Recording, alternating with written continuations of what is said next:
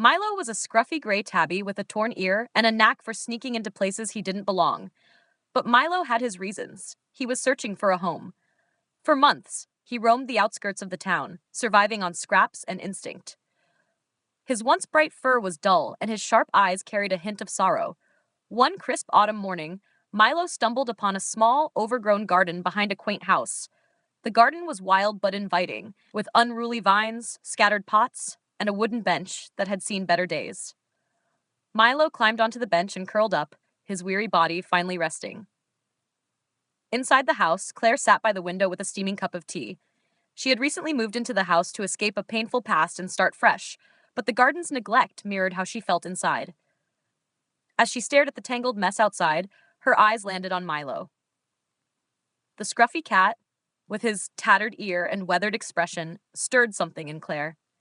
She hesitated, but grabbed a saucer of milk and stepped outside. As she approached, Milo's ears twitched. He watched her cautiously, but didn't move. When she set the saucer down and stepped back, Milo slowly crept forward, lapping up the milk with careful sips. For days, the routine continued. Claire would leave milk or scraps, and Milo would come to the bench. Each time, he let her sit a little closer. One afternoon, she spoke softly to him, telling him about the garden, her plans to restore it, and the pieces of herself she hoped to heal in the process. Milo seemed to listen, his steady gaze offering an unspoken understanding.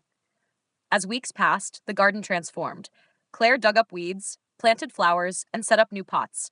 Milo became her constant companion, following her every step. He even pawed at the soil as if trying to help. The once lonely house began to feel alive again.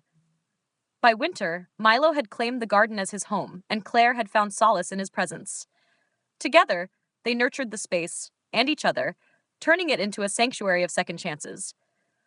For Milo, it was a home he'd longed for. For Claire, it was the companionship she hadn't realized she needed. Milo wasn't just a stray, he was a catalyst for change. And in that little garden, two broken souls found a way to grow again.